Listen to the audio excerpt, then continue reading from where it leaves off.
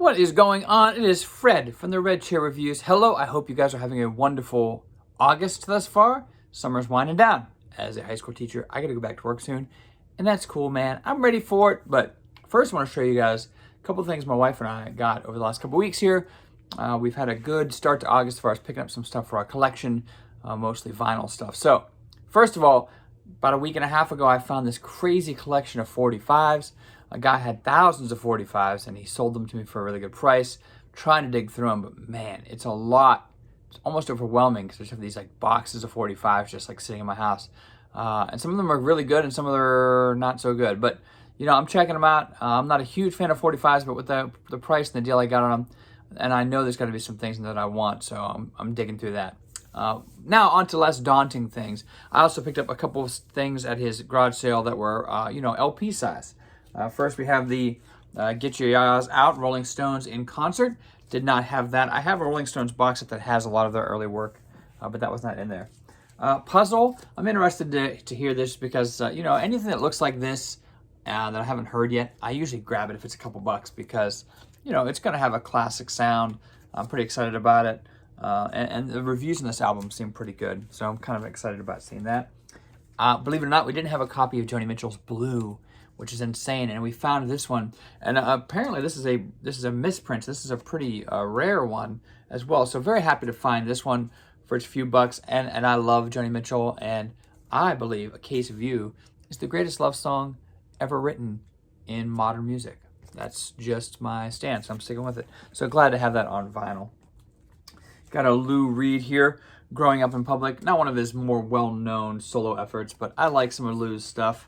It's very strange to hear Perfect Day on some kind of like, I forget what it is, an Amazon commercial or something? It's very strange to hear that song in that context. But you'll see a couple James Bond soundtracks here. I've got 13 original themes. It's a promo copy, not extremely rare or anything, but still cool to have. We have The Spy Who Loved Me, another neat James Bond soundtrack, so cool to have that. We also have some Paul McCartney and Wings stuff here. We have London Town. These are really actually very good shape, so these are some of the best. In particular, this copy of Wings, Venus, and Mars. It's in really, really clean shape. It looks like it just came off the press, so not in such great shape. Here is Red Rose Speedway. Still in pretty good shape, but not as good as the other Paul McCartney and Wings things. Once again, am I a big fan of Wings? Not really, but to have it is cool. And once again, there's only a couple bucks each record, so that's great. Somebody had actually commented when I was flipping through that Elvis is Back was their favorite Elvis record. That's the only reason I bought this, was because somebody said, get it, because it's my favorite Elvis record, and I didn't have it yet. So here it is. It's a little beat. It's not in great shape, but I will definitely check it out. But he said that the commenter said it sounded, I wish I could remember what the name of the Instagram user was if it was you. Thank you. But they said it was a rejuvenated sound from Elvis. So Dylan at Noble Records had mentioned, they asked him in his vinyl tag, really some fire that's really cheap. And he had mentioned this Billy Cobham Spectrum album. So he said, if you can get that cheap, get it, because it's way better than the price you'll pay for, because it's not very expensive. And he was right for me. I got this for a couple bucks. I also find by Cobham the Life and Times record here. Once again, some ring wear, not in great shape, but the album looks pretty clean. Music from Thunderball. I don't know why I was just in a James Bond mood, but it was sitting there. I'm like, I'm going to get it. There's something about my youth and just reruns of the Monkees that really sit with me. The Phenomenal Monkees here. A pretty good looking copy as well. It still has the shrink wrap on it. And it's pretty clean. It's got a little mark here. Besides that, cool to have that.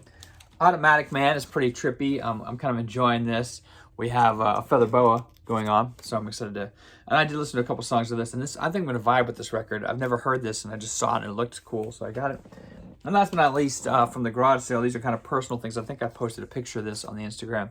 But we have some things here from the Warren G. Harding concert band and marching band from the 70s, early 80s, from 1978 here. Not exactly sure when the 7-inch came out, but that's where I teach, is Warren G. Harding. So when you see Warren G. Harding albums from years ago, decades ago, and they're only $1 a piece or something like that, I had to get them. Now, the other things that we found that are not from garage sales, these are from secondhand stores and purchased new, etc. First and foremost, I got a really cool deal on this box set from NTX Vinyl, G.I. Sanders NTX Vinyl. This is the Metal Blade 30th anniversary, I believe, box set. It's numbered to 1,000. It's got a really cool splatter vinyl. There was a Cannibal Corpse in here that I wanted, and a Gwar record that I didn't have. So on splattered vinyl, I was like, why the heck not? You know, I'll grab that. But I got a really good price on it from NTX Vinyl, so I was glad to get that. Here we have a band called Category 7. This features Phil Demmel, who was in Machine Head for, 12 or 13 years, something like that. And also John Bush, who, Armored Saint and Anthrax, my preferred Anthrax era is the John Bush era. But yeah, this is a thrash record they put together. There's a couple other, it's kind of like a thrash supergroup. And so far it sounds pretty good, so I decided to pick it up. I did post about this, one of the best pop albums of the year, I think. Charlie XCX's Brat. This is the Black Ice Indie Store version. We also have a copy of the Ghost soundtrack for Right Here, Right Now. I have not seen the concert movie yet, but I will. I have heard some songs off of this, though, just streamed some of them. This is the Black Ice from Revolver, 750 copies of that. I've loved Ghost for a long, long time. Since like 2011 or something. I'm just amazed at how big they've gotten. But I'm very happy for them because Tobias and crew, they work really hard. And I like what they do. I know they've gotten excessively, quote unquote, cheesier over time. But I still like what they're doing, and I just love that band. And I've seen them multiple times live, and they're great. Okay, from my buddy Mark here down at Pastimes Arcade in Girard, he had a couple of copies of this Jackpot Plays Pinball Volume 1 and 2. There's just music from pinball games. I'm a big pinball guy because I have the world's largest pinball collection, literally 3 minutes from my house here in Girard, Ohio.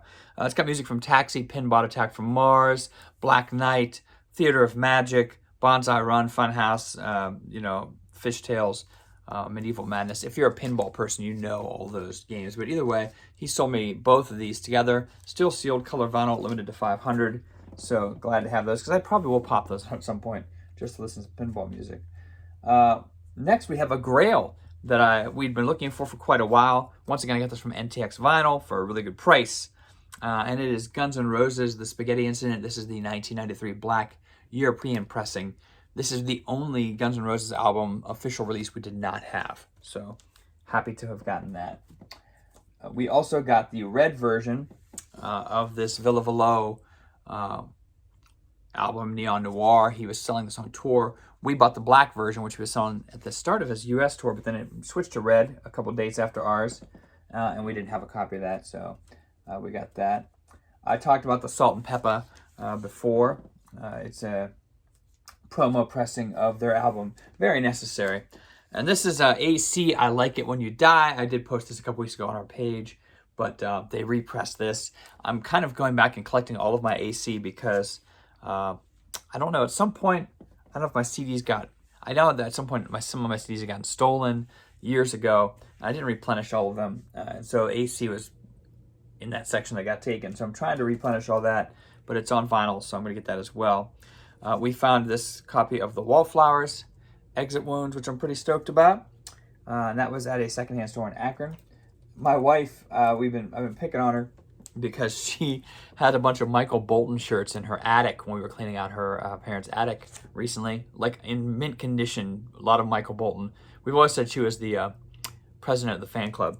But either way, she found these 3 Michael Bolton records in his heavier phase. So this is, when he was doing some rock, some hard rock and some metal, some hair metal even. So we got those for super cheap. We got a copy of Blues Travelers 4. This is from a limited repressing from 2015. We already had a copy of this from that pressing, but this is like a colored splatter vinyl. So pretty happy to have that. I don't know if I can get this out real quick. But we'd never seen this before. So we were like, why not grab it? There it is right there. Very nice clear splatter.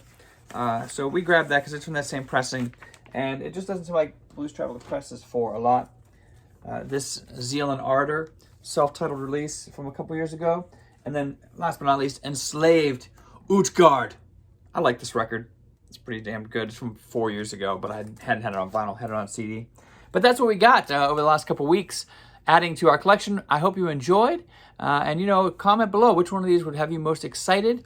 And, keep on digging, keep on searching, y'all, because finding the records, that's where the fun is.